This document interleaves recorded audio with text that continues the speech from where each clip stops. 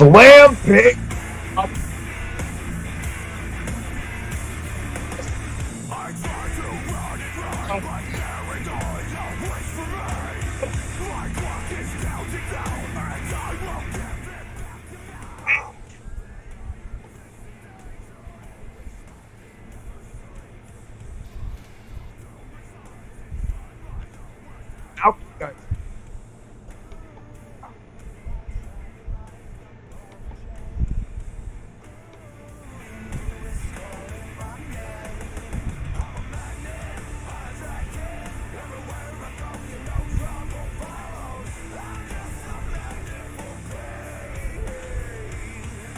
Now can you guys hear me? Now I can hear. Yes. All right. Yeah. Well, my listeners heard it. I don't know why the fuck it does that, but yes, Slam Pigs podcast, Future Wrestling podcast, Red Leaf WrestleCast. What it started as 2 is the first ever simulcast here. Welcome, Hibiki TMD channel, Logan and Colin from Future Wrestling. What's going on? Welcome. And Red Leaf WrestleCast in the house, JD and Rad Zero. My God, what a stacked crew we have assembled, Logan. What's turned into a little DM, hey, why don't we do this, as just look at what we've got now. What's going on, man? Welcome. Thanks for having me right here on Slam Pigs, and thanks for coming on Future Wrestling Podcast right here on Future Entertainment. Yeah. And here, and why don't you introduce your co-host? Well, first of all, I brought in the guy from Cruise Control. I brought in Colin, so thank you, sir, for joining us right here on Future Wrestling Podcast. Once again, Colin, where can they check you out? Man, I'm doing a three-peat. I'm doing a four-peat tomorrow. 4 shows in a row. I'm burnt out. I'm losing my smile. But as always, it's nice to be back. It's nice to be talking wrestling with some intelligent people who know what they're talking about. You can check me out on Twitter at UberTieGuy, where I frequently live tweet all the shows I'm watching. And I just tweet about random things all the time. And you can check me out on Future Entertainment, where we do Cruise Control. You know, you can check me out over at Travis's channel, where we're doing Slam Pigs with my friend Kuzan. You can check me out a plethora of places. Yes, sir. And Travis's first time simulcast. Who did you bring on tonight? Well, it's not like I signed them. I mean, we all just we're in a Twitter group, and I'm like, hey, why don't you come on? No, it's... Obviously, you're looking at the picture, their logo, if you're catching on my channel. Red Leaf WrestleCast, JD and Appling JD and Rad Zero. What's going on, man? Welcome finally to Slam Pigs Podcast.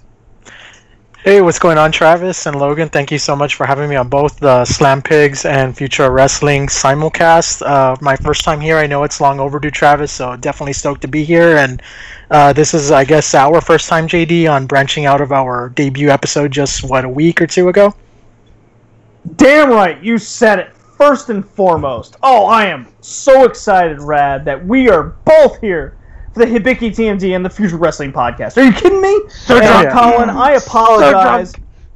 So drunk. Are you kidding me? I'm only 6.5 beers in and a shot because, oh my God, Takeover was good, and we still have Ring of Honor to watch, all of us, because we know what's priority. We knew what the better card was going to be, because we are the gods of wrestling, guys. We are channeling our inner Chris Jericho. We know what's happening. Red Zero, you and I on the Red Leaf Roadcast know what's up. We are honored to be a part of what's happening right here, right now, right after NXT Takeover New Orleans. Thank you for having us. Take it away, Travis or Logan. I don't care who else. I just pictured all 5 of us in a long-ass limousine dressed as a bunch of JBLs when you called us wrestling gods. Oh... JBLs, are you kidding me? I am channeling my $1 million man Ted DiBiase at this point. As you should. And you know what else is awesome for my listeners, Logan's listeners? Your guys' content, both Rad, your channel, and JD, your kick-ass game review podcast that I was on last week. Check that out if you haven't. Where can everyone catch both your guys' stuff out real quick? Mine is on Rad Zero. Mine is Rad Zero on YouTube, and you can find me Rad083 on Twitter. Mostly tweets and posts, retro gaming and wrestling, live tweeting pay-per-views, at least the ones that I'm being a part of and actually watching. And on my YouTube channel, I kind of cover unboxings of wrestling figures, a huge toy collector, and anything involving retro gaming. JD? Oh, well, I'm glad you asked. I am the $1 million man of wrestling podcast. Clearly, right now, one episode in. Red Leaf Retrocast has started the WrestleCast with Rad Zero as the primary host. Hibiki, TMD, I expect you on the post-WrestleMania cast with the NXT cast on Monday night. I'm calling you out right now. Oh. Are you going to be there? You can't see it, but I'm doing a Mega Powers handshake to you. There we go. So, Monday night. Red Travis, Leaf stop. Retrocast, Just be a mark for yourself and do the yes chant. I don't want to do the yes chant. It's Be a overdone. mark and do the yes chant like we're supposed to. Mega Powers handshake to you, No. Jake. Of course. No. And this Monday, I'm excited. Mega Powers handshake all around. No. Yeah, No. you know, there No. might be a prediction faux pas later down the line, which we'll get into later, naturally. But holy crap, what a night. Thank you for having us once again. I'm repeating myself at this point, but god damn was it nice to be a wrestling fan tonight. So Yes, it was. He was pulling his $1 million man to his $5 to his name. I thought he was pulling a Stone Cold Steve Austin and drinking a lot of beer. It was a little of both, let's be honest. Let me say this one more time. $5. So like to a his Del name. Rio. You're like a drunk rich guy. Sorry, that was cheap shot. Couldn't help it. And he got You're the right. sloppy You're ab- seconds with Paige. Logan, Dude, I'll is take absolutely sloppy. right. I'll take sloppy 4th, 6th, 7th if you give me Paige. At this point, that's all you're gonna get. That's Like, accurate. hey, I'm not a picky Paige. You know what I'm saying? Rather take the chick that's playing her in the movie. Yeah, we'll get to that. We'll get to that later tonight. I do want to say, how did Logan and I both do on your channel, NXT Weekly Review? How we did not even bring it up, but like obviously it's Logan and I's favorite show, consistently and weekly to watch. It's always fun to review NXT, and you're exactly right. These takeovers, I've yet to see a bad takeover, and it feels like, in a way, the new streak, but I feel like I'm going to jinx it every time I say that, but it's so true, and every time I think they top themselves, my God. We knew going in on this one it was stacked, but you're totally right. Across the boards, not one of us is going to give this show a bad review. I can say that now, and I feel like all of us felt refreshed to feel like fans tonight. Colin, would you agree with that sentiment? I have said it before and I'll say it again. I love wrestling with all my heart. I think it's one of the greatest things to exist in just the world. And this night is pure fact that wrestling, there's nothing like it. I mean, you're not going to have, a football player making his run down the field and having, fuck you chants directed at him. That ain't happening in football. That ain't happening in baseball, soccer, whatever sport. It ain't happening. But in wrestling, it is. And tonight was just pure fact that, it might be scripted. Some moves might not hurt as much, but it's as real as any other goddamn thing on the planet. Exactly. Couldn't say it any better. Besides the fact that he's just happy to have a relationship. Thank you, Colin, for your 2 cents. I'd like to reiterate on that fact for a second here, if you don't mind, guys. Not at all. Good. So on my live stream that was requested by my audience of the Red Leaf Retrocast. Cheap plug, I admit, but I'm not above that tonight. There was a new wrestling fan just chiming in for the night on my cast. Brand new. And he goes, I'm chiming in for WrestleMania, but you convinced me based on your WrestleCast. Thank you, Rad. You were part of that. You were part of the convinciation. I know that's not a word, but it sounds convincing nonetheless.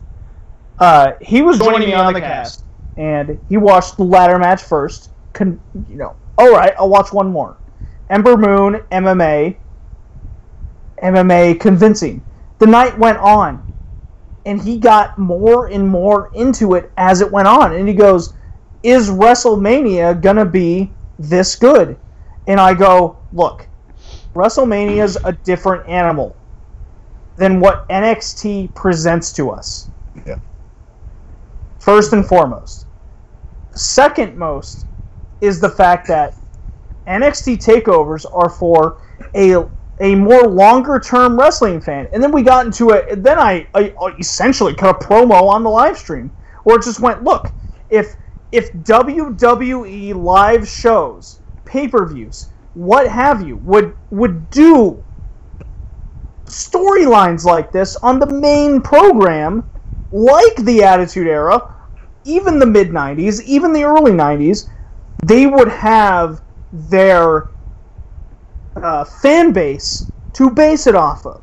Instead the thing is, they try to do that, and shout out to our buddy who couldn't make it on tonight, our good buddy Jim from Drake Beer Play Game. He said it in the group chat earlier, and he was completely right when he said, this is what happens when you don't have monthly pay-per-views. You get a chance to build up these angles, God forbid. And I think WWE tries to do what NXT does, but it's in short spurts, and it doesn't work that way. You cannot, the emotion we saw in this main event, the fact that in 2018, when guys are coming out dressed in laser suits like fucking VR troopers, and the guy came out with no music, did nothing, and got that much heat, speaks that kayfabe truly isn't dead at the end of the day. As much as technology exists and kayfabe is dead, people think, it really isn't, because you can still invoke emotion if built up properly, something we say all the time.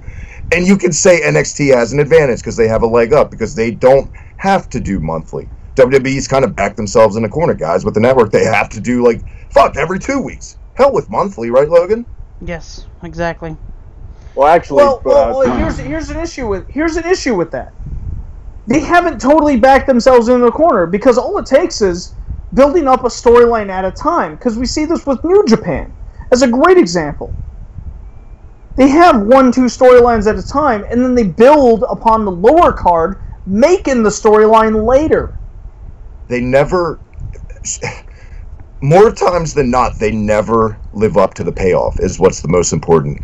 Think of the best emotion in an angle and storyline in general last year. It was Jericho and Owens, with the payoff, the length of the build-up properly done. Jericho always helping him win, even though his reign sucked. Always helping him win like a chicken shit heel. I feel like that was still the best on the main roster last year. I don't disagree with that aspect, but do you understand the point I'm making with New Japan's angle, with the lower card building up future angles while the upper card's developing that present angle? Exactly. Yeah, totally. Yeah, it's not. And it's a lost art too. Yeah, right. It's not impossible to develop angles at a time. It would as we see with New Japan, it hurts your lower card. And I think Rad Zero, you're a huge advocate and fan of the Attitude Era, like me, and like a lot of us who kind of grew up in that era. I know Colin and Logan are a little younger, so you guys had to kind of play catch up, which isn't fair to you guys, but still, I think the Attitude Era may be the best era, more so than the Golden Era, the 80s, of building up mid-card guys to a point to where you remember some of the mid-card acts more than some of the main event angles. Like, I was such a huge fan of D'Lo Brown when he, was the European and Intercontinental Champion, and I remember the reaction he got at, a SummerSlam versus Jeff Jarrett was insane, and they were great at doing it back then. Yeah, it's almost as if every single match during the Attitude Era had a story to it, and every single wrestler that was a part of the active roster had a character attached to them, and I think that's also a lost art that we lack in today's product. Mm-hmm. So that happens when you bring shareholders up. Well said. I couldn't say and I think it any NXT guys, under this umbrella as a company, not a brand, is the closest we're going to get to an Attitude Era. I don't think it's coming back to the main roster. We're going to see little glimpses of it, but that's to get water cooler talk, to get quick eyes. It's all about shareholders and the corporate environment, Logan, at the end of the day on the main roster. And we just have to accept that it's all about it's not for us anymore. It's not our niche. This is our niche, what we're reviewing tonight. Hey, we had Mauro Ranallo dropping the son of the bitch word on commentary. Oh, I heard that. That's crazy. Ooh, I missed that. Yes, it was. Yeah, it brought back memories. Ross. Well, I know this is an NXT Takeover post show, but I just want to say I don't know if anybody else has heard it. Alberto El Patron is no longer in Impact Wrestling after being fired just now. Good. Alberto Del Rio. That's all I have to say. What did he do? He no-showed the whole entire event this weekend. They were doing an Impact versus Lucha Underground card, so they were having Impact stars. I thought that was a ploy by Impact and Lucha Underground that he no-showed. No, that's just Alberto Del Rio being the piece of shit that he's always been. Oh, fuck. I was being kind of a positive advocate, like they were... Because I was on Twitter. If you follow me on Twitter, @BullinJD, ha, cheap plug. I'm not above it.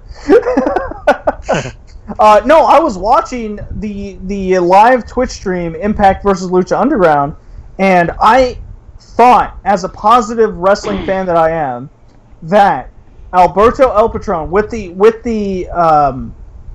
promos that were being set prior, that it was all a ploy to get under Aries' skin to not be there for the Lucha Underground event. Now that you say that he's fired, like, Work. is it still a work? I don't think so. Didn't he put out like a kiss assy love letter like a couple months back, like apologizing to Triple H, like and he wants to come back or some shit? Well, Did he I mean, really? it's I a didn't know fact that. that Vince McMahon adores Alberto Del Rio. Still. He adores him because he sells the lucha Mexican Latino fan base. He sells it. Hey, I got a replacement for him, and he was in one of the matches tonight. He was in the match of the night, actually, which we'll get to. I agree with you, Travis Yep. / Hibiki TMD at Slam Pigs. I'm the one who said it. Where's my recognition, you ass? 10 minutes in and JD is killing me already. Stop kissing his ass, JD. Give people the proper credit. Here's where I'm gonna. Colin, you didn't have half the matches that me and Hibiki TMD at Slam Pigs had correctly. JD, you gotta understand, Colin's very jealous of friendships and relationships because he doesn't have any. Logan, I am gonna come to whatever hick town you live in and punch you straight in the man titty. California might My get God. cut off the time you get here, so don't worry. Oh, See, now if we take this on the show and we build up just that line for 8 months, we'll have possibly some heat like the main event did tonight. Do you guys, Logan, you want to start from the bottom now we're here, or do you want to start at the main event as we review the show tonight? Let's start from what happened in the very beginning of NXT, because I think it's just the whole card was so good we could even start in the middle. That's true. I say, all right. Here's a proposition for the podcast. It's not mine, but here's a proposition. We start from the women's match. Is it a sexy proposition? Well, I mean that depends Sexist on your. pig. Oh. We start with the women's match, and then since this is Logan's stream, future of wrestling podcast stream, by the way, he goes based on what he thinks is the better match from there on. Well, we don't forget Slam Pigs too. Travis also is saying it too. Also, it's future entertainment now. Get it right. You're ruining it. God, here we go. Who ruins their own brand when they rebrand it? Come on, Logan. What are you doing? Oh my God. So that's my proposition. I said Logan, let's we start start with with the women's women's match. match. We go based on what you think is the best match of the night from there Ember on. Moon versus Shayna Baszler. NXT Women's title. What's that? The Hailstorm girl, by the way? Looked like it. Was it? What's her Getting name, her Lizzie? in, she got the Lemmy treatment at this takeover. She got her entrance played by the band that does her theme. Yeah, that was a fine rendition. What did you guys think of the live entrance? I thought it was badass. I liked it. All around. I think it's really All around. Yeah, I think it's really cool that they're getting. I like when they do the live entrances at WrestleMania takeovers. I thought it was really cool when they did Aleister Black's at the last takeover. I liked it when they did Bray Wyatt's at WrestleMania, Randy Orton's, all that. I love it. When I saw Ember Moon come out to that, I was like, oh, she's losing. Really? It's the first Well, thing that actually, came no. to mind. Logan has a good point. If you recall, with I mentioned Bray Wyatt and Randy Orton. Every time the person, I can't say it's every time, but a lot of the time, whenever someone gets a live entrance, most of the time they lose. Besides Aleister Black. That's Black. true. Drew McIntyre, when he had the bagpipes come out with him, he lost. I think. No, that was before. My bad. That was kind of an on the spot shoot after he blew his bicep. Right. I'm thinking of when he beat Bobby Roode at Brooklyn. Okay. Yeah. Mm-hmm. Whoopsie doo. Logan, I didn't see a lot of this match. As usual, I have to work for most pay-per-view post shows, so I missed usually the good part of the first match. I didn't miss much of the first match, but I missed I missed the meat and potatoes of this match, so I can't talk about it a lot just due to adulting issues with kids and whatnot. But what did you think?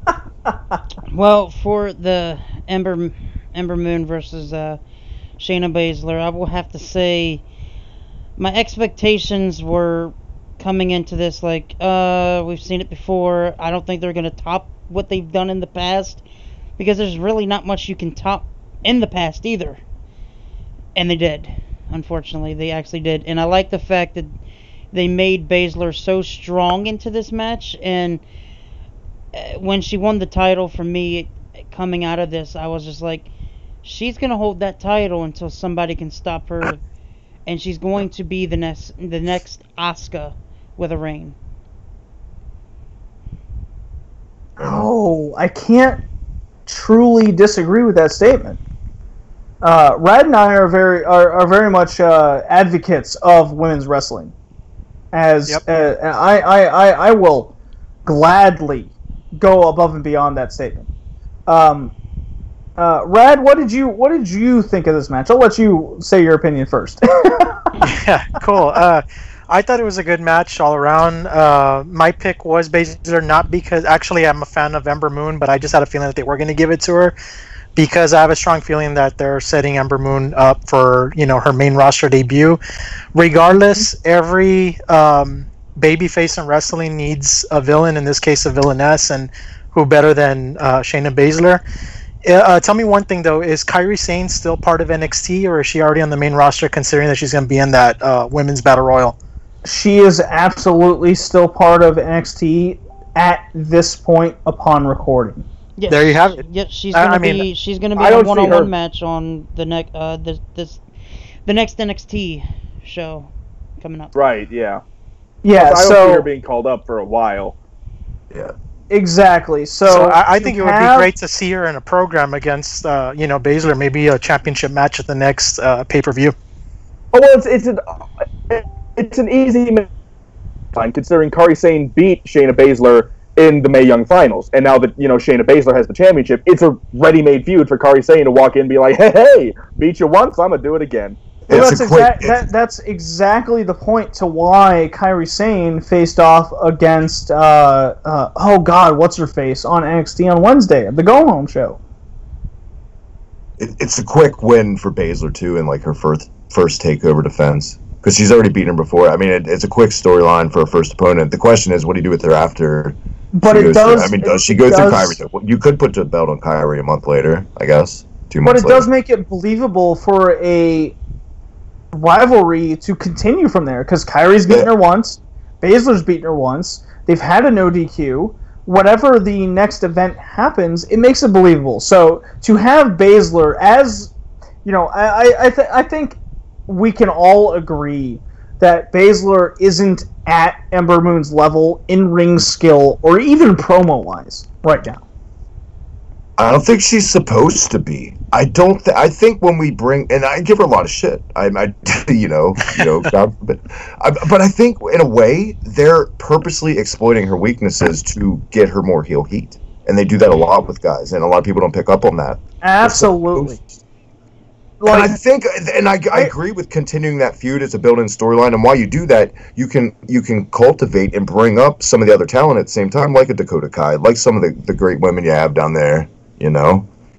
Absolutely. And I also agree with the fact that it still does leave some, because of the Ember Moon Asuka feud prior, it leaves something, in the back of fans' minds in the future. Ember Moon is clear, let's face it. In my opinion, Ember Moon carried this match from start to finish. Baszler still has, not a lot to learn at this point, but she still has a lot of in-ring persona to the ability to sell moves and what have you. She did a fantastic job in selling the single arm injury. Now selling a eclipse from the top rope to the outside, that's a different story. For sure. Can we just all point out how great it was? I think that's not on Baszler's fault. That's a bad booking decision. I really feel like Tuesday at SmackDown we're going to see Ember Moon interrupt Asuka's title celebration. Oh, that would be awesome. I really do. I think it's time. I think she's beyond ready, and I think they know she's ready, and I think that's a big reason she lost specifically at this takeover. Sorry, Colin, I know you're about to say something to me. Cut you off. Can we just all say how great it was that Shayna Baszler took a second. I was confused at first because I was tweeting something and I looked up and I just see Shayna Baszler ramming her shoulder into the ring post. I was like, what the fuck is she doing? And then, I realized, oh, she's selling the dislocation. We're supposed to believe she dislocated her arm, and now she's just shoving it back into place. Oh, it was fantastic. Which I thought was fantastic.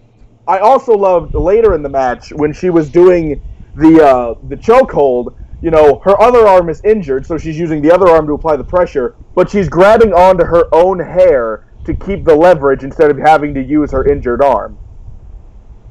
Yep. Yeah. She's learning very quickly, and I think that's a positive right now, and I think that's what WWE sees in her right now, and that's why they gave her the title. No, Logan, you're absolutely right. Because during the chat, Hibiki, Travis, you're an advocate of seeing the negative on Shayna Baszler. I'm not. I'm really not. I just. Are you really not, or are you just pointing out certain negative facts? I'm critical. I think I'm fair when I make my critique on her, but I'm not biased. Well, I hate the way she looks, so I'm gonna. It's not like that. But I crack a joke now and then. Baron Corbin. But that's besides the point. That's. Okay. I am the resident Baron Corbin mark in this. Yeah, in this you thing. think I wholeheartedly give Travis permission to make the comparison because it's very much true. All right, well that's fair enough. The way I look at Shayna Baszler is, it is clearly an experiment for Ronda Rousey. Oh, 100%. 100%. Now, everything further than that is on Shayna Baszler, and I clearly believe that Triple H, NXT, and WWE see this. If they didn't see this, then the belt wouldn't be on Shayna Baszler right now instead of Ember Moon continuing to carry NXT like Asuka did. Okay, so devil's advocate to that, and I can see that. I can also see Triple H having the foresight to see that if he puts two women in the ring like that at a pay-per-view where any pay-per-view usually, most of the fans are the smart fans usually because of ticket prices, just because of, it's Sundays or whatever, and especially a Mania or an NXT crowd. You put them in the ring together, he has the foresight to know these fans are going to chant, "We want wrestling," when they see two MMA carbon copy type characters, in a way, because we saw this with Dan Severn against Shamrock. Anytime they tried to take an outside legit sport in any pro wrestling in a WWE umbrella, fans always try to do that shit and try to be clever. And I'm not saying, it's not like I'm against having more MMA like they did in Japan. That's basically Japan, that especially back in the day. I'm not against that. I just know that fans will. That's the evolution of Strong Style Evolved. Right.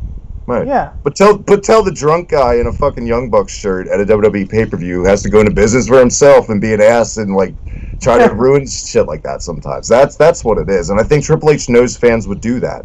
So they got to be careful if they're going to book that. I could see both sides of it, I guess. But this match, I didn't see a lot of it. Would you guys all give it a pass, or would you say it was a flop? Rad Zero. I say it was good. Maybe not great, but it wasn't bad, so I give it maybe a fair rating. Yeah, I agree. A fair rating?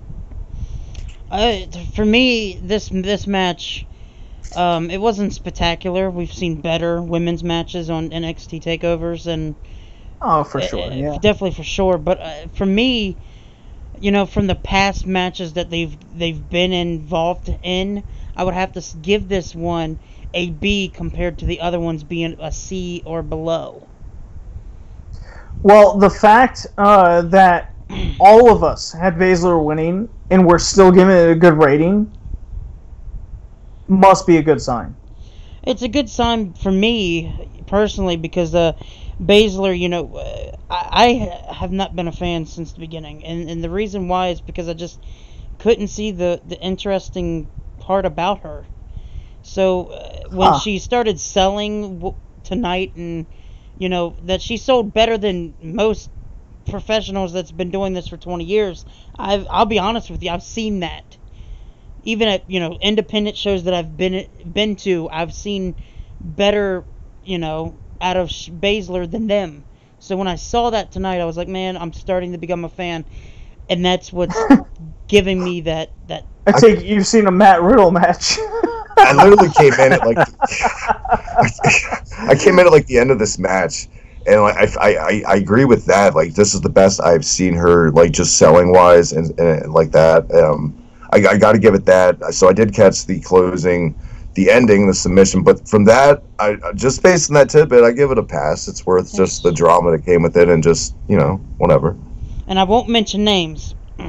Oh, I got a friend at Cody Omega right now. Oh. Gotta stay strong, gentlemen. No spoilers. I gotta fucking tell him. I'm watching it right now. So far, it's pretty good. The other half of Slam Pigs. I used to live in Lafayette. Boy, did I fucking move at a wrong time. Like, let me tell you. That's right.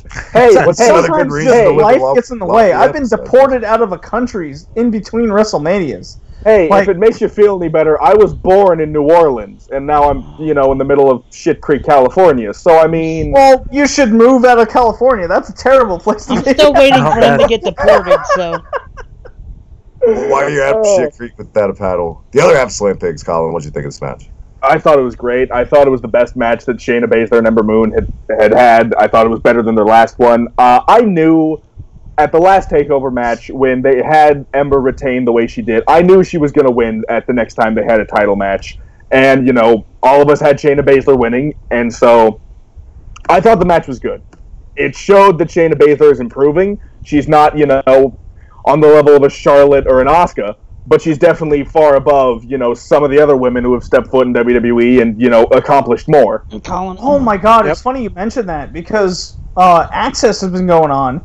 They've been advocating Peyton Royce as like the next big women heel wrestler, and we don't see Billie Kay wrestling at all almost anymore.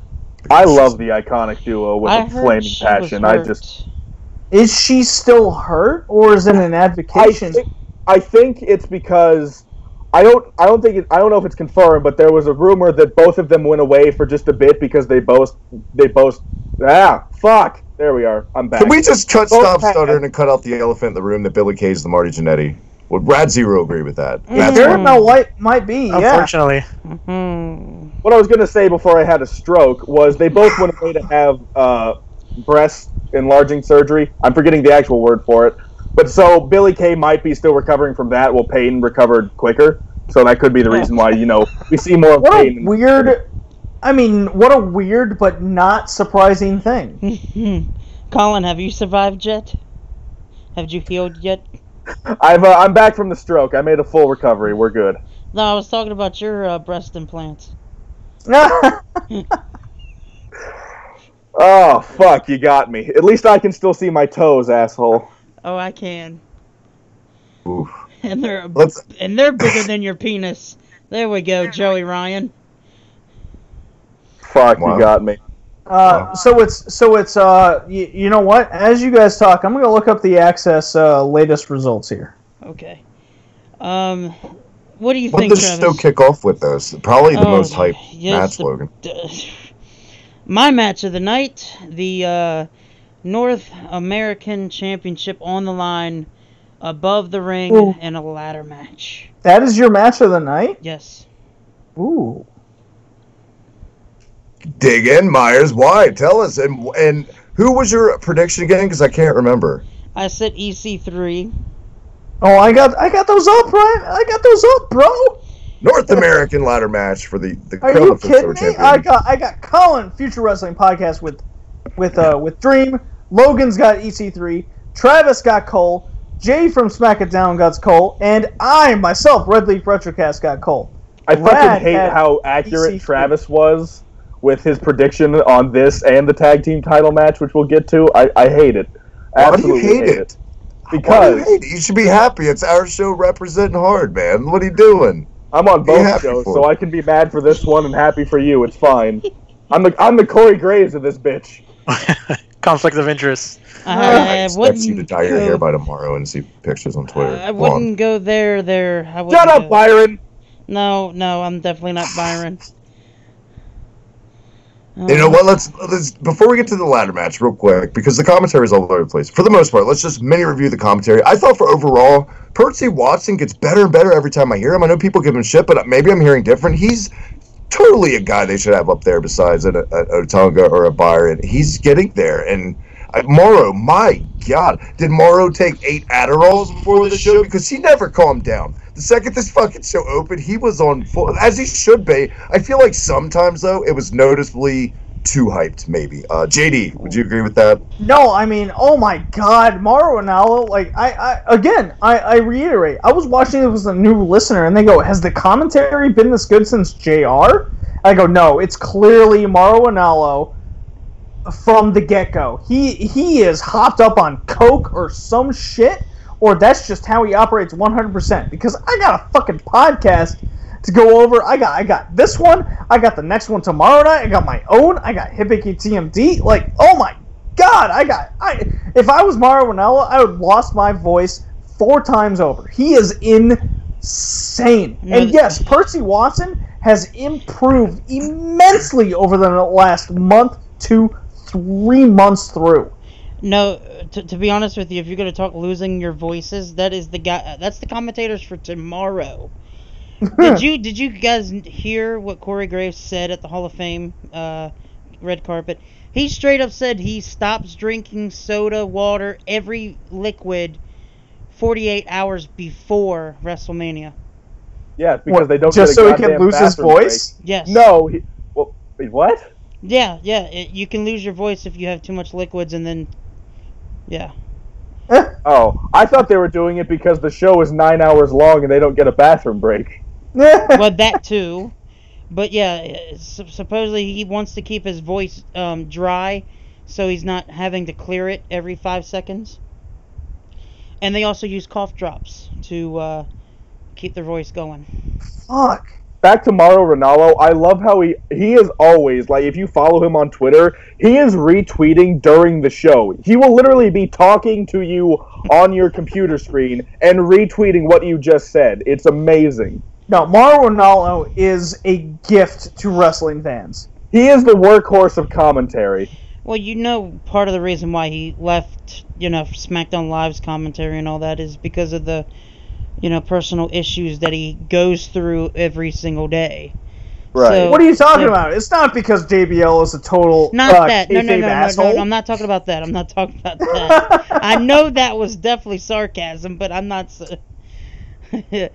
But Mauro, yeah, he's got some personal issues, demons and stuff. But you can't tell me that, given the way he does commentary. No, you can't. But with those personal issues, that's what they do, is they can multitask better than majority of us. Right. Look, I will reiterate this fact that I had on my stream new wrestling fans, and when they heard Mauro Ranallo, it was that impactful. His commentary alone was enough to get them to watch future wrestling matches. Did he make a Beyonce reference, like kind of like under his breath? Did Yes, I? he did. What No, reference not doesn't you. he Morrow make? on the show Yeah. tonight. I feel like he said Beyonce at one Yeah, point. he said something about Beyonce. It was weird. Just can't help himself. Him and his What goddamn reference pop doesn't this guy make every single time? If there's a thing in pop culture, he will reference it at least once. He literally has like a people, I think, at the announce table. It's like, oh, I could use that. Fuck. No, he was good. He was good. It was fine. And Nigel, he's right there. I feel like he's a good, kind of counterman or whatever the word is. He's getting much better, that's for sure. He definitely has an olive oil voice. But the opening ladder match, finally the North American title. Rad Zero, who was your pick again, and what did you think of the match and what they went with? First of all, my pick was EC3. I was hoping that he would win, but I think Adam Cole was pretty much a done deal. That was the obvious one, and I'm okay with that win. I'm a fan of the guy in Undisputed Era.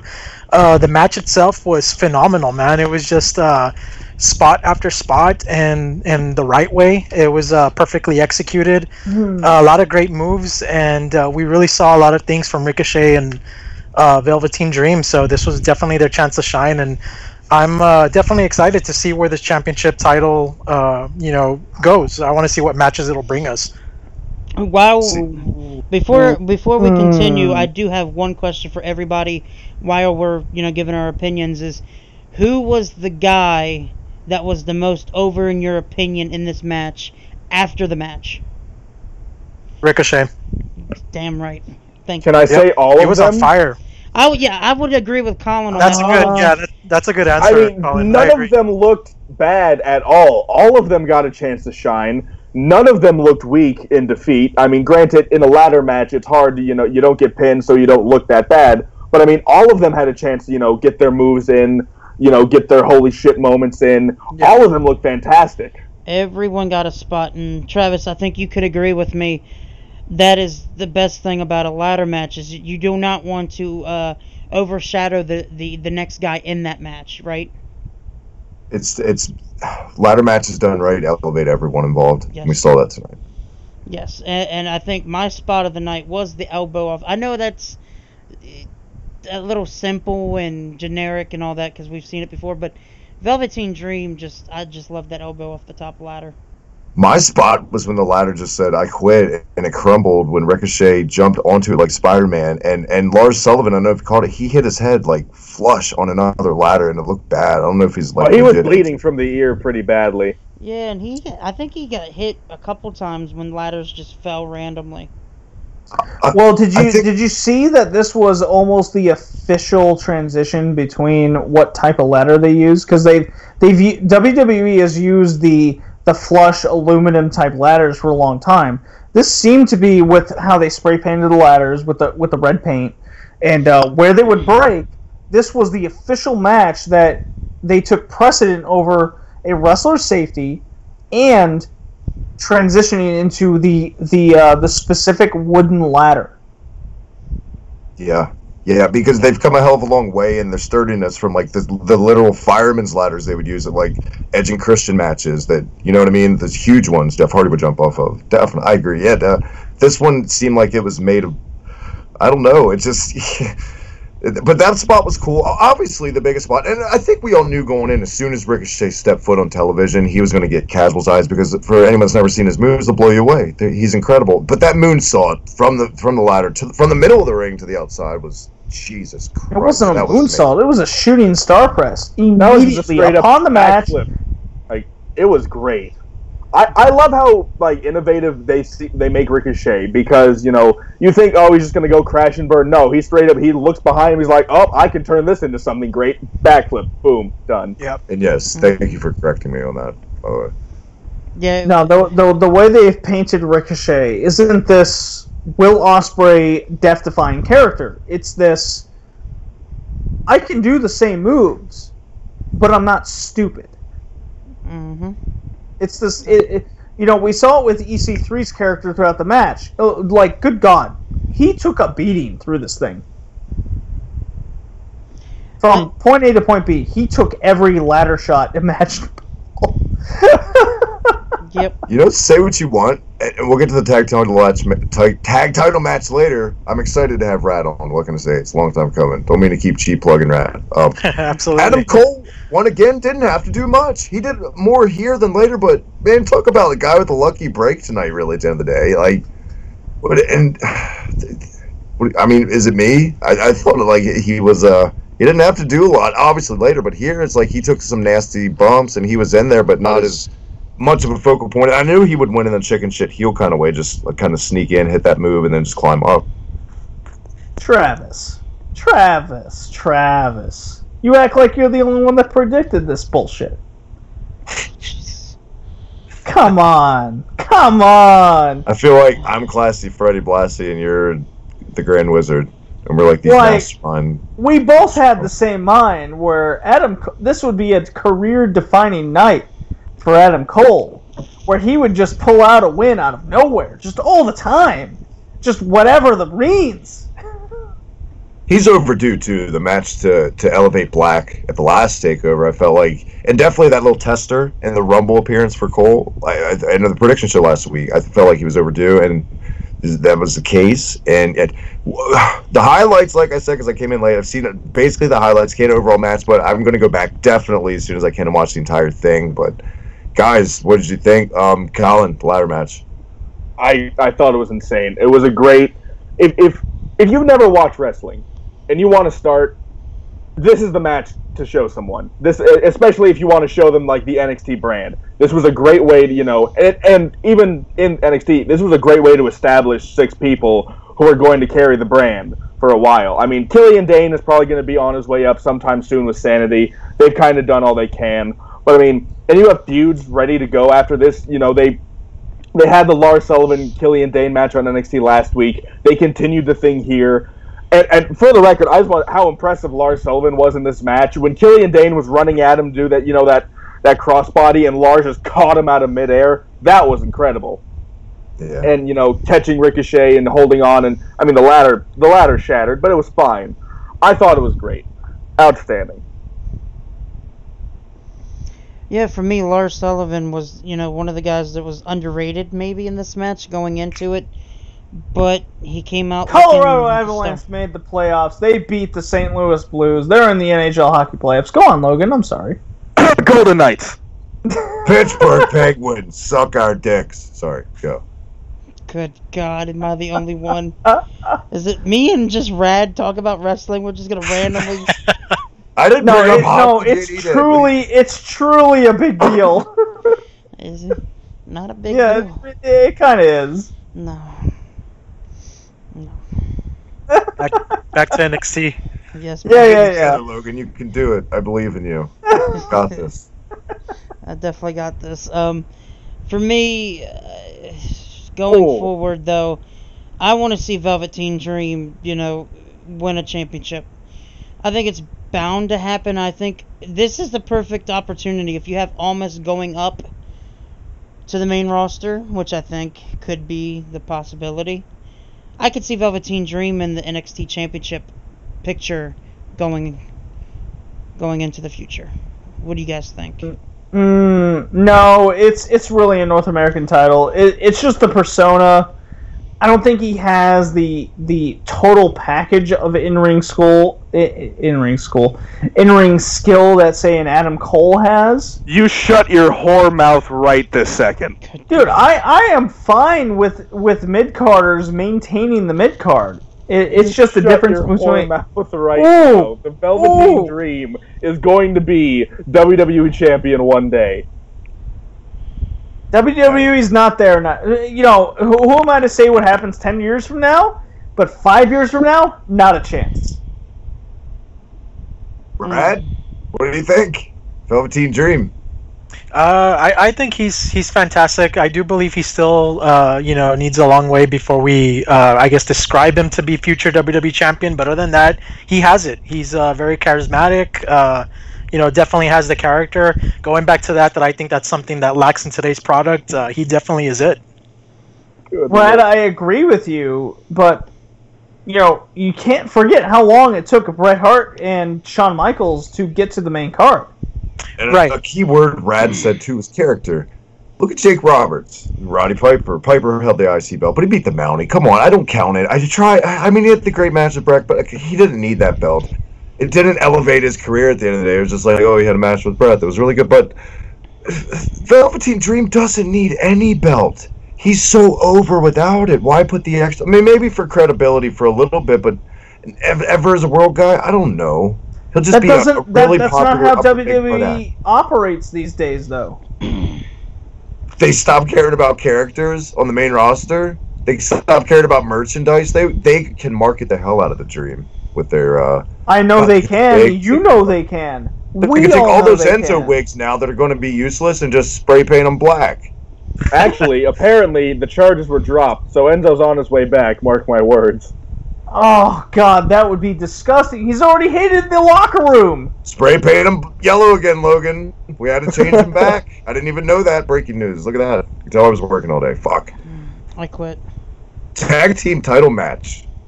I want more of Pete Dunne and Kyle O'Reilly. I need to see it. For that belt, too. I don't mind that. Those guys, so much potential in matches with those. But this was a great match. I just wish the crowd, and to the crowd's credit, they came off the incredible ladder match and a women's title changing.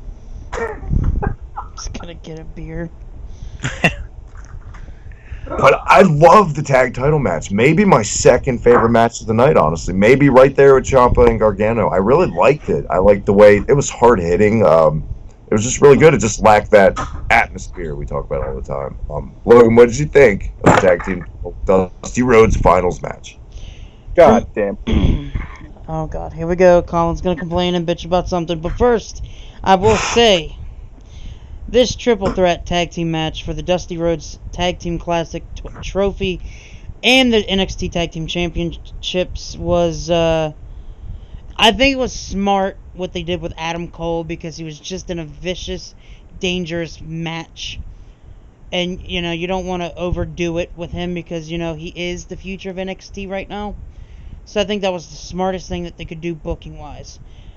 Coming out of this, you guys knew what my pick was. I picked AOP to win the titles, start a feud with War Machine going forward, but that did not happen. And I think the turn for Roderick Strong will end up making him look stronger than ever, and that is pun intended. Ooh, that's hot fire. You mean the War Raiders now? Spoiler alert. I can't argue with that. I feel like it was over Strong, and you could see it in the reaction he got tonight. Compared to Dunn, Pun got a hell of a reaction, but then Strong's great. He's just kind of bland as a babyface, and I preferred him as a heel in Ring of Honor, especially with Truth Martini. But Truth Martini's not here. But at least he's got a hell of a bunch of guys surrounding him. We all know the finish now and what panned out.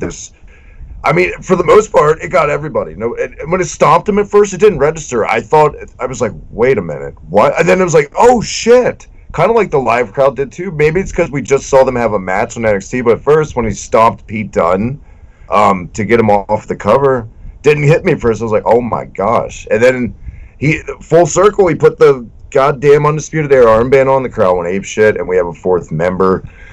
And I know the rose-colored glasses from all the news sheets, and all of us, you know, at the end of the day, we want this Honor stable, this Ring of Honor stable. Do we think they ever go that far with Dana Bryan, flat out? Alright, I'm back, guys. I got my fresh beer. Maybe. With Daniel Bryan, no. But I mean, this whole thing with Strong and Cole and O'Reilly, I think it's great. It got me. I figured there'd be something. I knew, you know, Adam Cole's out for the whole match. They're going to have to bring in someone else.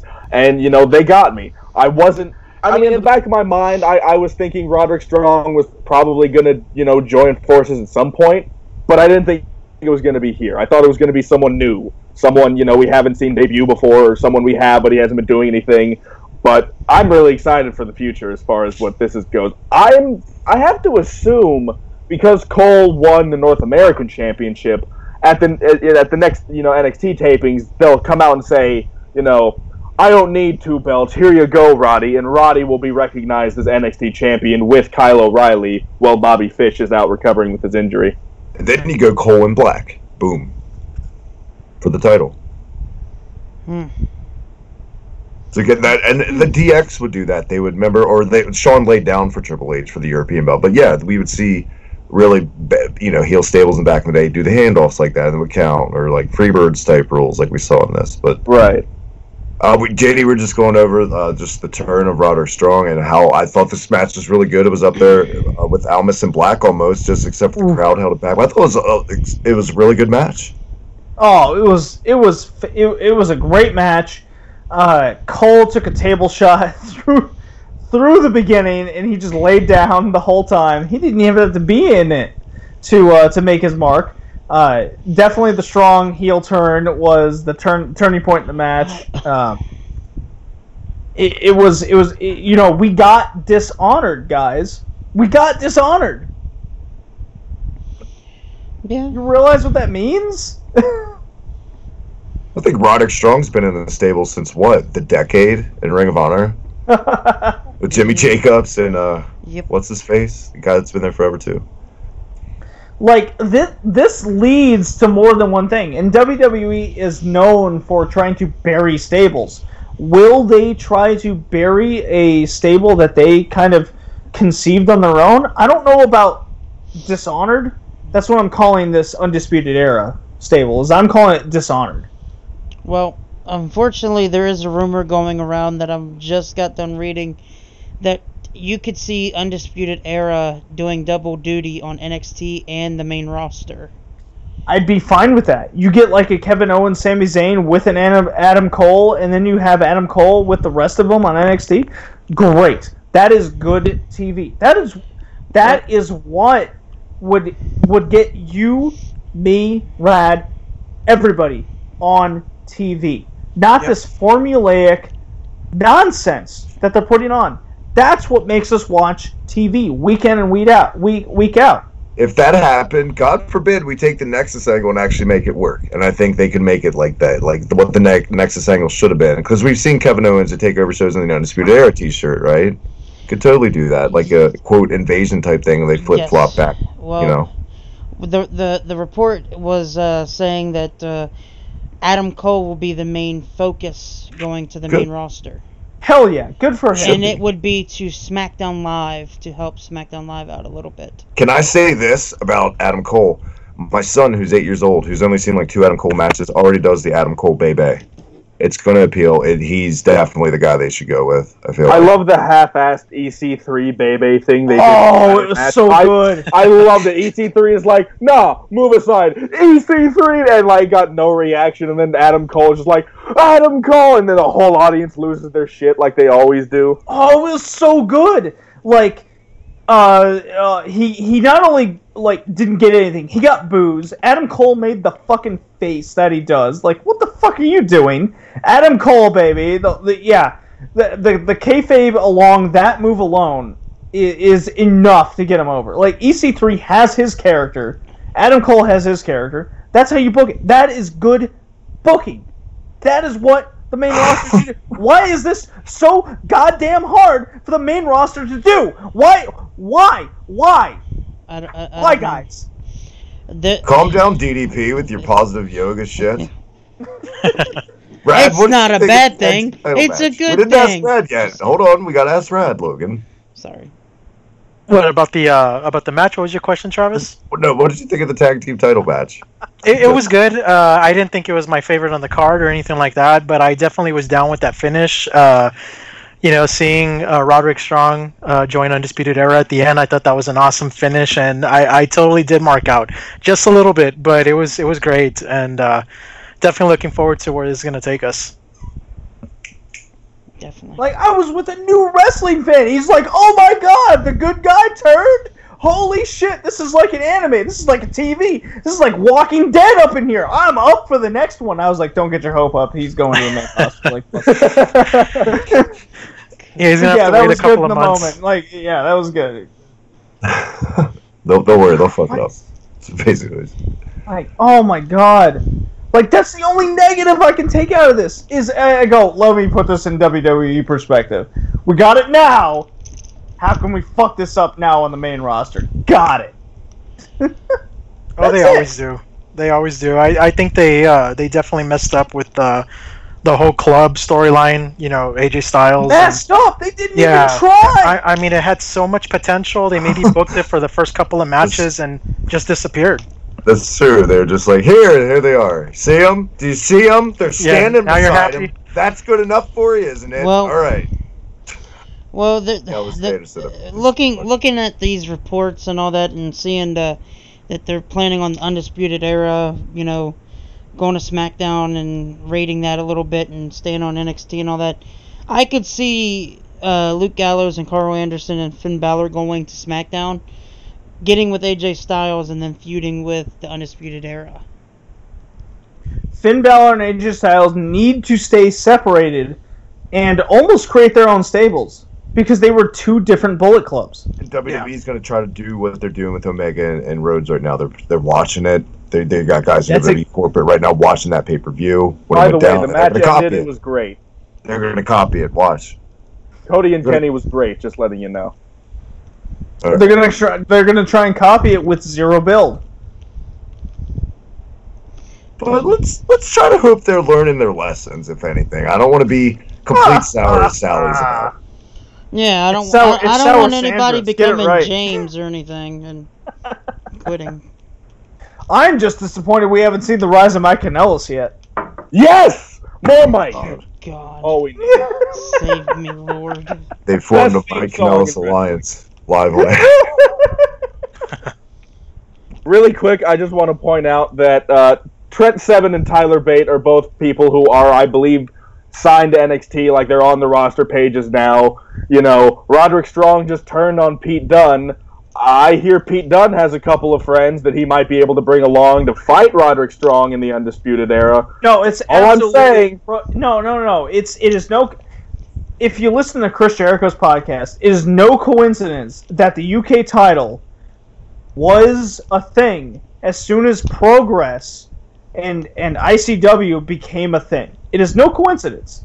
So the fact that Roderick Strong has turned and there's still Trent Seven, Mark Andrews, Tyler Bate, and company all in Progress that are half signed aren't a thing yet against this even Undisputed Era and what have you. Like, it's not a coincidence. It's WWE's MO to fuck over other upcoming promotions in regions. In this case, it's not just the US anymore. They've got that. Now it's become the UK. It's a matter of time before they start noticing WXW and then other promotions in Switzerland and what have you. Why are people shocked? Vince has done this since he's been at the helm, cherry picking territories. Just this is absolutely. They've created the Super Indie with NXT. It's all Triple H is brilliant though. He was brilliant creating the Super Indie. He cherry picked the best of the best. It just keeps getting better. And they're not. People are like they live in a bubble. They equate their booking to like they do back then. Like no, now they actually watch the indies because the indies actually fucking make money now. So now they're going to copy it more than ever. And people don't get that, you know. So, but let's get positive again. Well, you know how to do that when you talk about the match, goddamn night, Logan. Come on now. It's time. Come on now. NXT. Hang on. Let me say one more thing. Just to Go ahead. I'm gonna piss off everyone right now. I'm gonna say I'm a bigger fan of Undisputed Era than anything Bullet Club. I disagree respectfully. Sure. It's kind of unfair because it's kind of like because Bullet Clubs had different variations, kind of like an NWO evolved over time in different forms or whatever. But I don't know about that. I don't think Undisputed Eras have been around long enough to even kind of be compared with that. I mean, the storytelling alone, you know, the Bullet Club triumphs anything Undisputed Era has done so far. Well, I'm just saying I think there's going to be a bigger talk at the end of 2018 than the Bullet Club. We'll see. That's what I was thinking. We'll see. Prediction. And they should be because they're on a bigger stage. And if they're not a bigger buzz, there's a problem. And that's usually the booking. This match Thank you, Travis. Thank you. No problem. Mega Power Handshake. This match was not booked bad. Finally, I feel like we got a good, well-booked little payoff to something. And I felt like it was time. As great and as big as a fucking fan of Almas I am, I feel like it was time to put it on Black. You need some new blood, some more guys to get that boost, some credibility. Match of the night, my God. And Almas is the hottest guy in this company. He is gold. Anything this guy does in ring is gold right now. My God. This guy is blowing me away every time I see him more and more. I don't want him. I don't want JD doing that noise and then you say blowing away. Please don't. We're not reviewing a Pat Patterson match, Logan. Calm down. I think you guys are. Jesus. Let's bring some class into it. Stop it, Billy and Chuck. God damn it. God. Sidebar, I just had to review like 10 minutes of footage talking about Billy and Chuck in a mini documentary for our buddy V's channel, so look for that in the future. And literally. That's exactly I'm why Billy I and Chuck out. Hashtag cheap plug. That's exactly why I mentioned it, Travis. That's the sexiest plug. Unintended. That's how you intend puns, Logan. You see how it's done. Yeah, you know what? But this NXT Championship match, for me personally, showcase what Almas can do and what Almas can do in the future in the main roster. In my opinion, I think it's time. I think he's definitely going to be a bigger star than Alberto Del Rio, in my opinion. Let's just say, or at least he should be. Definitely should be. If they keep based on Vega performance alone. They're going to keep Vega with him for a while. I say never let him go away from her.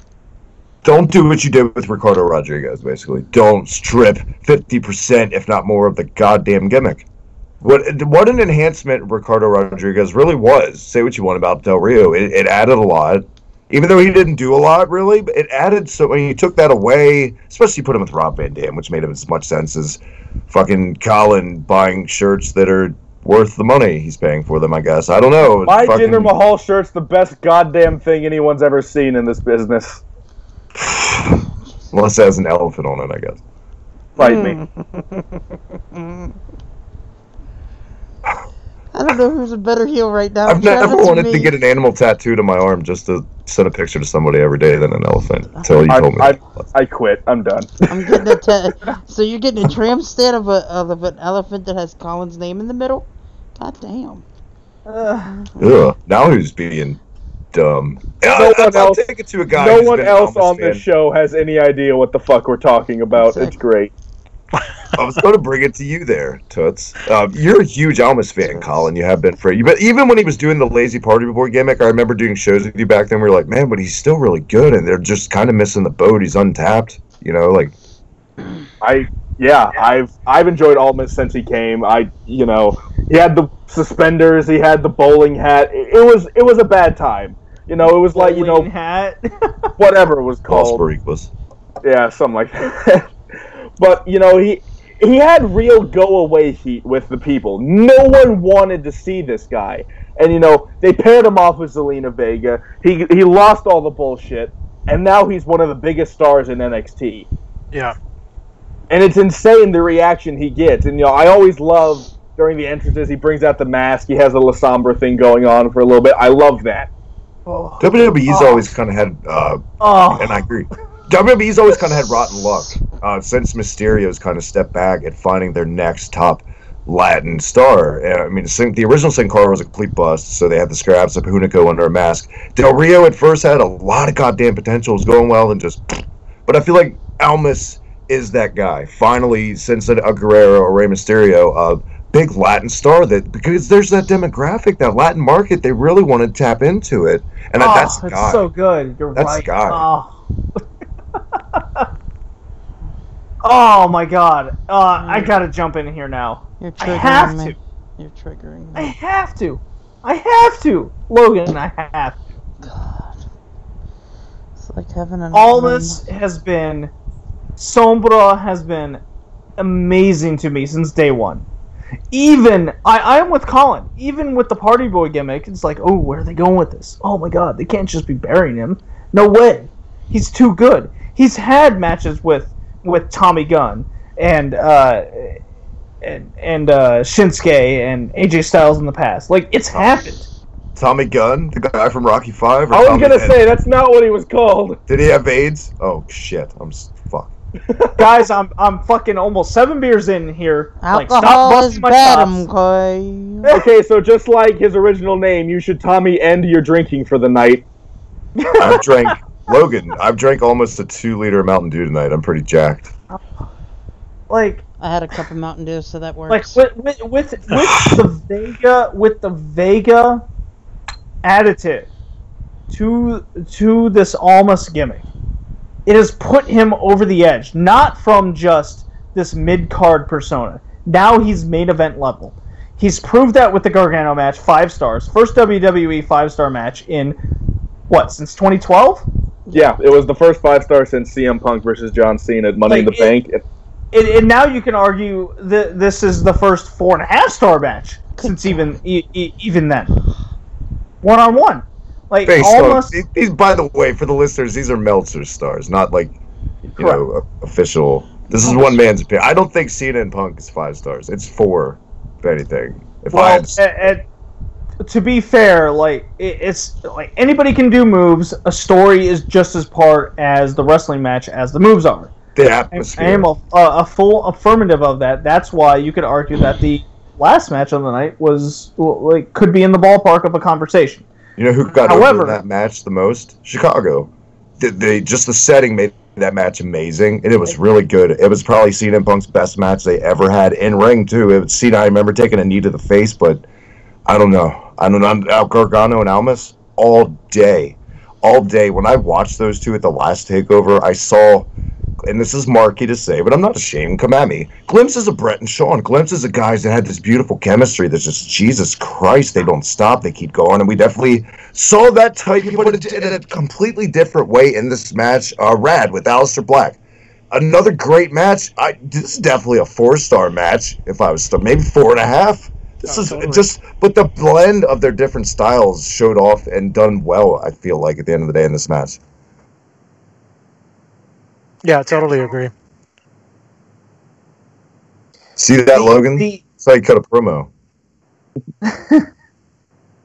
I can help you out. Like the black European hard hitting style proves that, mixed in with what we saw previously with Almas mixing in with the pure wrestling style that is Johnny Gargano. Almas can do any wrestling style. It proves how good he is. It proves also how his manager plays into a role. Yes, Vega plays a huge part into these matches for sure in 2018. It makes him almost a different wrestler 100%. Anybody argue with this fact? No, not at all. And it also goes to show, and old heads like Cornette and people on the podcast talk about it all the time, managers are a lost art. This is why it enhances talent so much. Just a mouthpiece, not just eye candy. She's so much more than eye candy, even though she's beautiful. We can all agree she's tremendous on the mic. Yep. She's tremendous on the mic. The faces she would make after some of these moves, the vindictive scowl she would have. It's a lost art. Travis, you hit it on the mark. Slam Pigs podcast right there. Male or female. Doesn't matter. You know what I mean? And WWE relied on just female eye candy for so long, they forgot about... Even Frenchie Martin was better than fucking, Jackie Gata at ringside with Charlie Haas. Give me Frenchie Martin any day over his psychology. And I'm glad they're teaching and bringing that kind of gimmick back to a character, Logan, in 2018. It makes me happy, Logan, just like a steak and cheese sub. Yes, and I know you loved those pictures earlier. Just letting you know, letting you guys know. I think Aleister Black winning this championship was the smartest booking that we saw in a while, and I think it was well deserved. And I think what he had to go throughout this match was also just tremendous. And if, to be honest, if Almas does not get caught up, I kind of want to see a rematch. Ooh, see, so here's an issue. My community brought it up. Based on the match that we just saw between Almas and Aleister Black, we just witnessed Aleister Black essentially systematically destroy all sense of kayfabe of Almas's moveset be kicked out of. Okay? If he's not called up in this match in the next week or two, all that tells us is WWE does not have a plan for Almas, and they don't want to use him in the future. That's where an issue lies. If they call him up, then problem solved. Issue resolved. They're also afraid of poaching too much top talent from NXT to see what they'll be left with scraps, maybe. But I feel like they totally got a ton of guys that would easily fill that main event void if he goes, and I feel like he should. And it's time. That's another guy, like we said about Ember Moon. It's his time. He needs to be one of the surprises soon. Like in 2018, if Almas has not proved himself at this point with a 5-star match in this, in my opinion, 4.75 star match against Aleister Black, as much as his moveset was destroyed, if he's not called up at this point, he will never be. And if he does, he'll be a Ty Dillinger. We'll just be buried. And we'll hardly ever see him. He just did that to Ty Dillinger. God. I'd just like to point out Ty Dillinger is still over with the NXT crowd. They were doing the 10 chants when Almas and Black were both down. Yeah, well, that's true. Well, don't do the candlelight vigil for his career. That's why he's not on the main roster.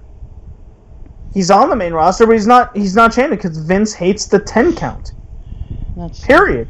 I don't think I'm Vince hates any watching count. I'm watching WXW, and they're doing the foomph count, the 5 count,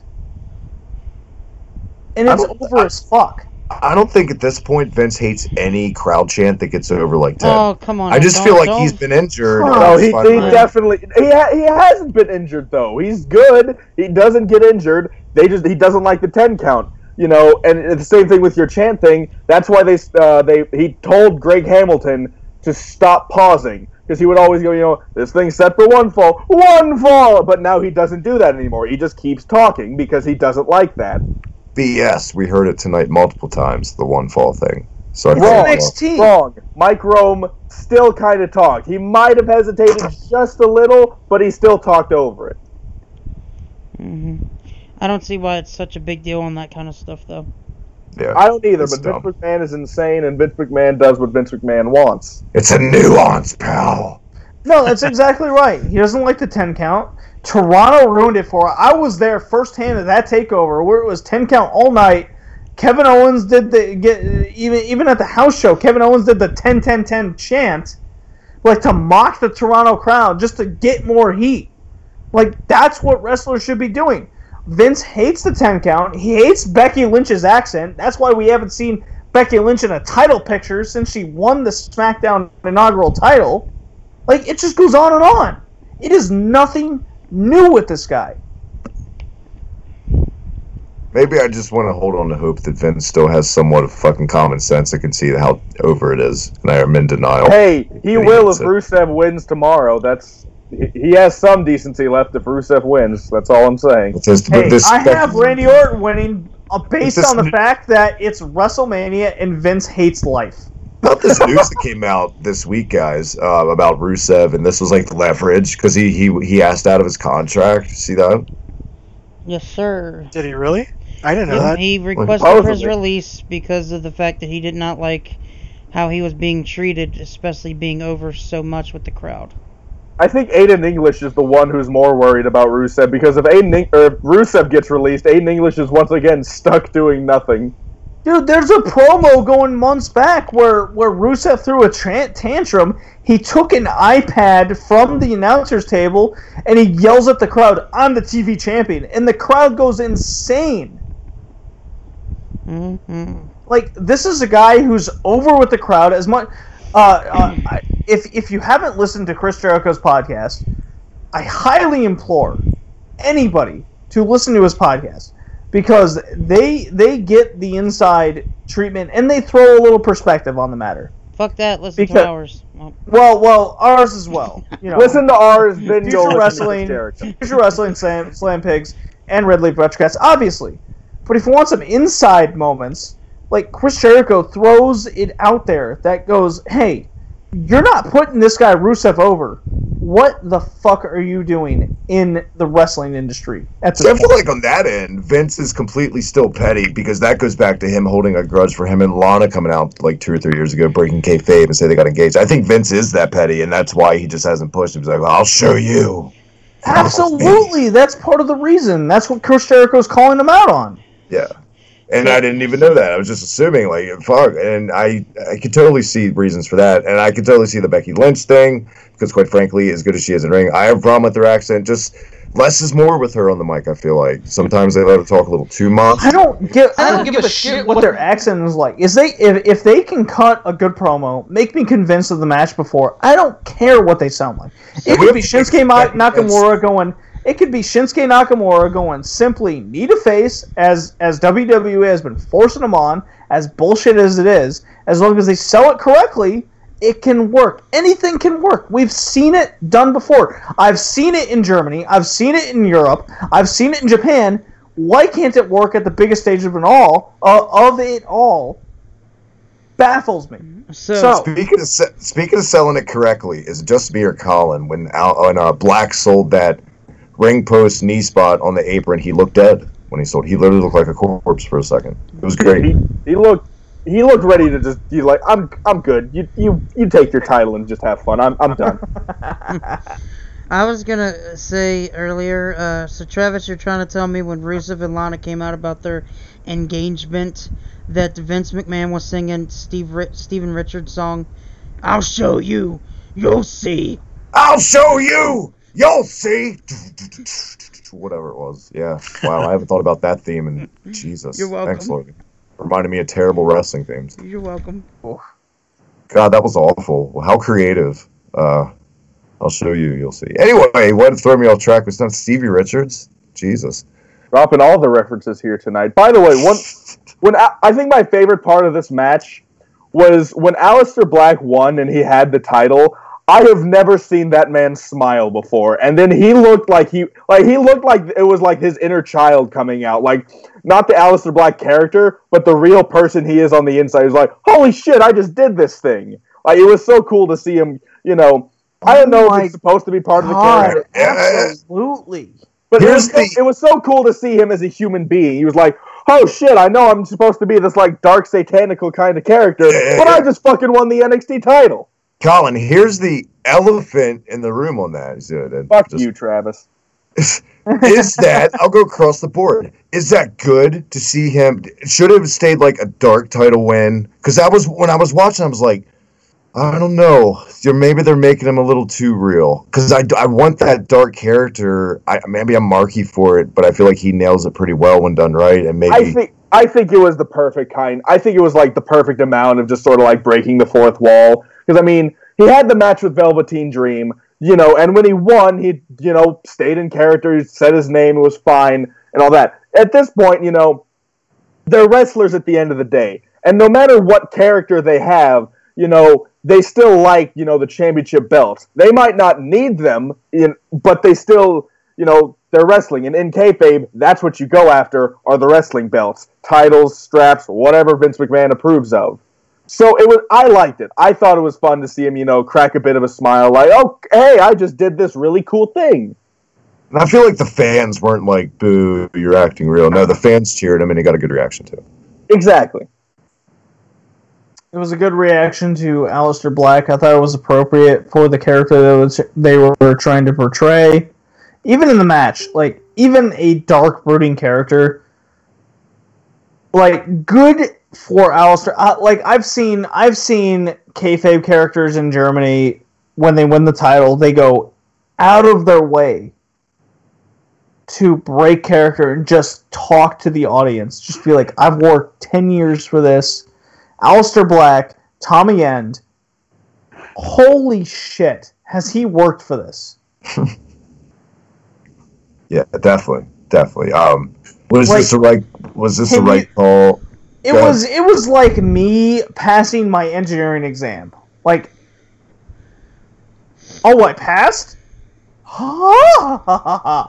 Like that kind of moment. It was that moment for that guy. It was like me when I beat Contra 3 for the first time. It's like me when I'm ever going to beat the first Uncharted game. Oh my god. You guys just keep making it lower and lower. NXT champion. Beat Contra 3. I will beat a video game. Hey, Travis, I just want to point out that my friend who is listening just sent me an elephant. I hate you with every fiber of my being, Travis. Good. Let it flow. Consume you. Rad Zero. The NXT title match, booking wise, what did you think? Perfectly executed, in my opinion, match of the night. I think a lot of people agree. We saw the best from these two guys. It worked very well together, and Zelina Vega, she really knows what she's doing as manager. So her and Almas make the perfect package, and I hope they don't break them up because that's what we're meant to see. Look at that. Can't argue with that again. Exactly. She's the perfect. Damn it! I really hope they don't break them up. Yeah, they shouldn't. Oh, it'd be a travesty to wrestling if they just break them up immediately. Well, you know what Vince McMahon is good at doing. Oh, stop! Just stop! Let me have a little hope. You don't get any hope, pal. Oh, that was the worst Vince McMahon ever. I admit that, no, I do a terrible Vince McMahon. Thank God I'm here. It's still an accurate representation. Like, the key to it is years of drinking and tobacco abuse to get a raspy, good Vince voice, I guess. I don't know. I'm about halfway there for one of them, so I'm okay. Nice. Still have Ring of Honor to watch after this, guys. All right, let's bring it home. What the best built match in this company in ages? Can't even think of a match built up with a good payoff like this. No. Johnny Gargano, the mega powers explode, DIY pow, and Tommaso Ciampa. We talked about the entrance with no music earlier. It was great. It was great. Oh, that was real great. Yeah, just this card, like we've said on the predictions and so many shows leading up and earlier tonight, was stacked, jacked, rip, chip, buff, cut, whatever. It was fucking meaty card. It was hard to follow all this. These guys had a really good goddamn match, and what it had to follow, it wasn't their fault because, like we said, the match with Black and Almas was incredible. But this was great. Just pacing wise, maybe it should have been a little more intense. I feel like they wrestled a little like, hey, we're having a wrestling match and we can bend some rules, as opposed to I'm gonna rip your goddamn face off because of all this shit that's been going on. Like I would have booked it as Gargano just charges the ring. That he didn't just casually, like, he didn't do his whole entrance, but he kind of just slowly. I would just had him go in there. These guys just straight up do the Don Fry, fucking just. They needed more of that. I feel like more, and this isn't me and my preference. It speaks to anything like that, and you're rarely going to hear me say this. More weapon usage, possibly. More usage of the environment, a little more brawling into the crowd. I don't know, think outside the box a little bit, because this feud definitely needed it. But I'll say real quick, I'll review it before you guys say anything so we can wrap up the show and get everybody's 2 cents in. It's been a hell of a night. I liked it, and I would definitely, anyone that likes wrestling, this is a feud done right. Definitely, and go out of your way to watch it. But don't hold it against it for what it had to follow, I guess, is my little disclaimer going in. Whoever wants to chime in, I guess, go for it. Fucking hate you, Logan. I'll go since I'm already talking. Logan sent me a fucking photo of me on an elephant because, of course, he did.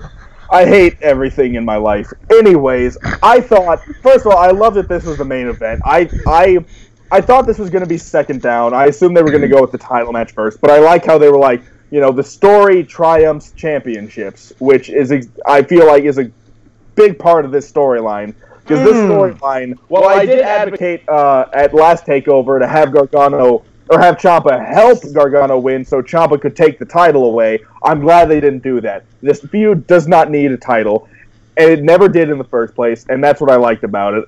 I liked how the story has been building for close to 8-10 months since he was been gone. He came back, he did it very subtly too. He didn't make a big deal out of it. He came back, smacked him with the crutch, walked away. And he never really made it a big deal every time he did. He just came out, fucked Johnny over in the simplest way he can, and left. And now this was, Johnny's chance to get revenge. This was Tommaso's chance to, let out all of his frustration. And I thought it was absolutely insane. I liked the slow pace this match had at the beginning, and then it turned into a fast-paced brawl. I like the spots they were doing. I'm with Travis. I feel like it could have had a little more weapon use, but for what they did, I thought it was good. I liked how they used the brace. They used the crutch. I really liked the suplex off of the announce table. That was really cool. I liked the powerbomb onto the concrete. I thought it was great. And the ending was done flawlessly. I really enjoyed, Johnny's about to, stab him in the head with the crutch. He pauses for a second. He remembers all the things they've gone through, the title wins, the Cruiserweight Classic match they had, and he kind of teases that moment again. He puts the crutch down. He sits down, and, you can kind of see the resemblance. He was going to go, right up next to him and hold him like, Ciampa held Gargano in the Cruiserweight Classic when Gargano beat him then. And then, Ciampa, being the bastard that he is, he was like, I'm not letting that moment happen. He tries to smack him with the brace. Gargano sees it coming a mile away. Applies the finisher. And, what I really loved, he was doing the Gargano escape, but he's like, that's not enough. He takes the knee that's out of the brace. He uses the brace, against his face, taps out. I thought this match was perfect. No, I thought you meant he took the brace when Ciampa, the spot where he hurt his knee. Ciampa had his bare knee out, and he just shattered the brace over his knee. Running that too. That was also a great spot. God. I thought it was great. Yeah. Logan? For me, this was beautifully executed from start to finish. And for me, I can't say anything negative about this. You know, a lot of people were like, how are they going to be able to top what the other men did and women did before this match, before the main event?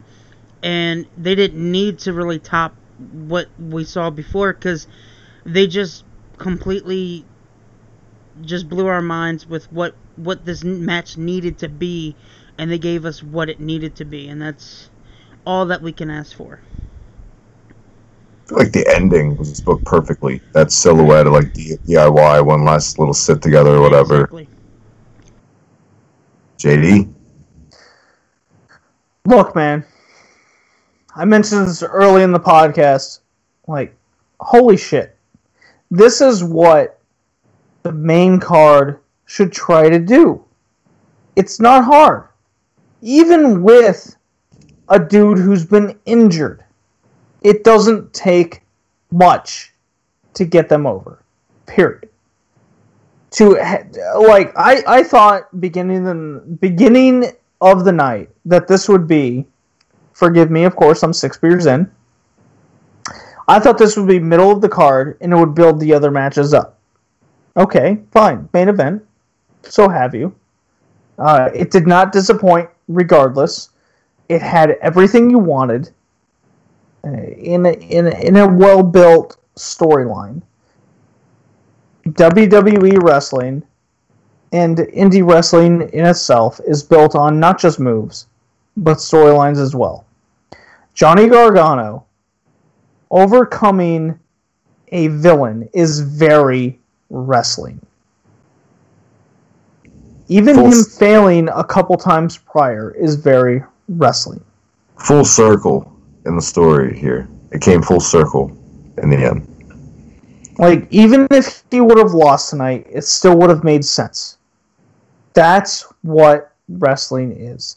Tonight, I lost my goddamn mind. Whether it was a women's match, a ladder match, a one-on-one match, a tag match. I didn't know what I was expecting tonight. Yes, in the predictions, me and Travis, Hibiki DMD, went perfect tonight. That's me, Logan.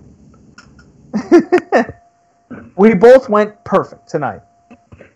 Whether that's 30 years experience of watching wrestling, I don't know. The point is that despite going perfect, we were both highly entertained and happy with what happened.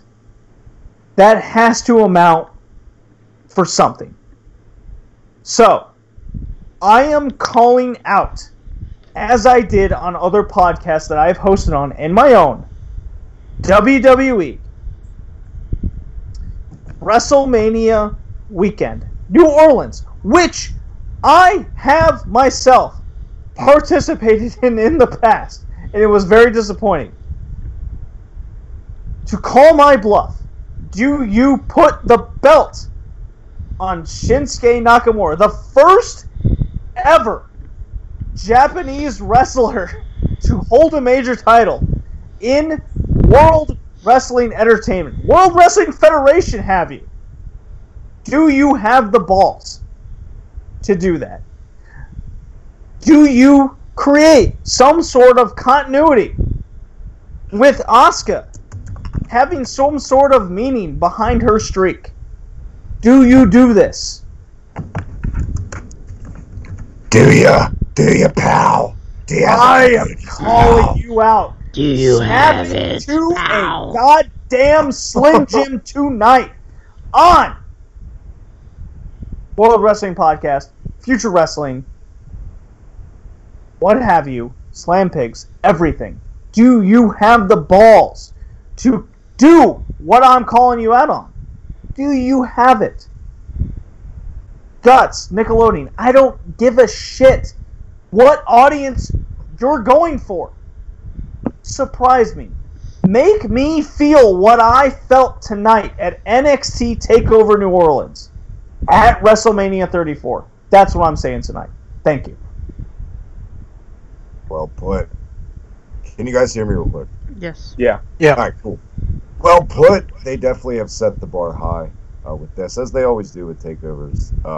And by the way, you need Mike O'Malley if you're going to bring Guts into it. He needs to host as they get the rock and they climb and all the God, I love that. And the trophy. Yes.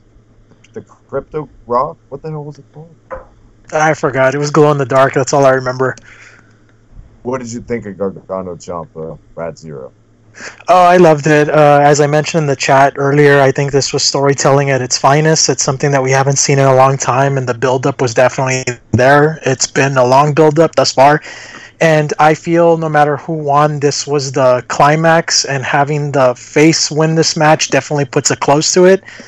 I'm not sure we'll get any rematches after that. Again, this is just a perfect story that was told, and I'm a huge fan of old school WCW, and it definitely reminded me of those old grudge matches back in the day, so I definitely a fan of this match. Oh, thank you, Red Zero. Thank you. Yep. Logan, JD, Colin, Rad. We have done it! First ever successful simulcast is in the books, Logan. Yes, sir, and I want to see what the final thoughts and final grades are for everybody for this event. I'm going to throw it to Colin. Stark silence for everyone because no one knows who goes first. But all in all, I think TakeOver continues to one-up itself. I think every single show just gets better and better and better. And it's never disappointing. There's never really been a disappointing TakeOver match, and it sure as hell didn't start tonight. Top to bottom, this was probably one of the best takeovers, if not the best takeover to air. And I mean, WrestleMania has almost triple the matches tomorrow, but it's going to be difficult for them to one-up themselves from, having such a great show top to bottom. Can they do it? Who knows? But as far as takeover goes, 2 thumbs up, 7 stars, A+, all around. I'm going to go next. At the end of the day, WrestleMania is going to have to take some Viagra to top what we saw tonight at NXT Takeover New Orleans. And yes, I'll have to give it an A+ as well. Rad. I agree with both Logan and Colin. A+, definitely. Fair enough. The JD, Junkyard Dude. Oh man, I don't know. I've been cutting promos all night, I feel. I mean, I am 6.5 beers in. You've been in character. I have been a wrestling. I mean, hey, that's what my audience wants out of me. That's why they come. That I mean, they want the snap into a Slim Jim character. They want the best there is, the best there was, the best there ever will be. I was gonna say something, but no, not gonna piss off anybody. No. Holy crap! Turning my mic off. What I'm gonna do is go. Es ist sehr geil ein Event. Es war ein fullest pay-per-view. I cannot explain my wrestling fandom enough. Yes, that was a shout out to WXW, my favorite wrestling show that I have seen in 2018. But Haba, NXT Takeover New Orleans. I used to live 20 minutes outside of New Orleans. I've been to WrestleManias in the past. I've been to takeovers. I have been to Impact Wrestling events. Tonight was a good night to be a wrestling fan. It was a good event. Even the lowest rated show I would take over any WrestleMania match that I can think of in the last 6 years. That includes a Daniel Bryan shock. I can't believe what I witnessed tonight as a wrestling fan. It was fun. It was entertaining. It was wrestling. It's simple as that. It's why I am a wrestling fan today. NXT TakeOver New Orleans was a 4.75 star event all around. All it took was one match to create a 5-star type environment. and that's what it would be. I feel like if any, and yes, definitely, well fucking said, as you've been on point all night, man. Can't argue with that at all. But I feel like if any casual fan, smart fan, any person that watches wrestling, watches WWE Weekly, and grows tired of the mundane bullshit sometimes, or the filler, or just whatever, anything that's making you question being a fan, keeping your network subscription, even looking at pro wrestling, all it takes has been proven for the last 4 years, going strong, is at the NXT Takeover show. Since it's pretty much debuted, there's never been a bad one. I said it earlier, maybe I jumped the gun because it's right after 5. I tweeted out, like, this is the best takeover ever. This and our Evolution are my 2 favorite takeovers now, and that's saying a lot. There's been some tremendous ones. A+ from me. Gargano and Ciampa, along with Black and Almas alone, would have made this an A show, but everything else, the strong turn. The Baszler stuff, I was fine with what I saw, and I'm going to go back and watch the whole ladder match, but I'm sure it's going to be fucking awesome. So, I can't miss. Cherry on top of a cake, on top of a cherry, on top of a cake. The layers of this card, it was great. You need to check it out like you checked out this tonight. Thank each and every goddamn one of you gentlemen for helping us do this simulcast. JD, your show, Red Leaf Retrocast. Of course, my pal Colin from Slam Picks. Thank you. Logan Hogan, you Hollywood prick. Man, what can I say? Thank you, my man. Thank you as well, everybody. And other than that, guys, that's it. That is our post show. We'll catch you, though, tomorrow night, immediately following WrestleMania. No clue who's going to show up. We'll see. But you can bet your bottom dollar, rest assured, the Red Hot Fires of Logan and Myers and myself will be there. Until then, Slam Pigs Podcast, Future Wrestling, Red Leaf Retrocast, NXT. See ya.